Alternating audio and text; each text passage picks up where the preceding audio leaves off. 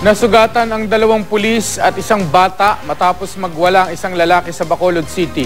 Nasugatan din ang suspect matapos madaplisan ng bala mula sa baril ng mga pulis.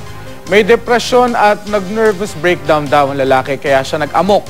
Makibalita tayo kay Erwin Nicavera ng GMA Bacolod. Sumugod ang mga pulis sa isang bahay sa Bacolod City. Nagtatago raw doon ng isang lalaking nagwala at nanakal ng isang bata.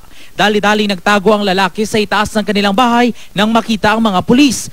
Nagkulong daw doon ang suspect at pinagwawasak ang mga gamit sa loob. Tinangka pa raw niyang sunugin ang bahay. Inuubra isa istoryaho naton. Kasi hindi pa natagpili nga i-assault ang isa katao. Kaya tungkol nga wala man sa hostage. Kumalma ang lalaki matapos ng ilang oras. Pero nang kukunin na siya ng mga pulis, nanlaban ang lalaki. Tungi! Tunga! Tunga nyo! Tunga nyo! Kaya nasugatan ng hepe ng Station 2 at isa pang pulis. Doon na nagpaputok ng baril ang mga otoridad. Yung sa kabila, sa kabila! Putokan ka yan eh! Let's go! Dito mo! Kamoy! Inabot ng halos kalahating oras bago tuluyang naaresto ang suspect.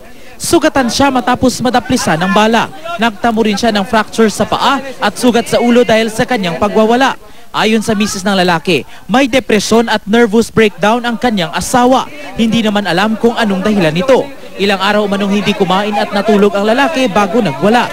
Maayos na ang kanyang kondisyon ngayon. Nasa kustodiya siya ng Bacolod City Police at posibleng sampahan ng reklamo. Erwin Nicavera, Nagbabalita, Pilipinas.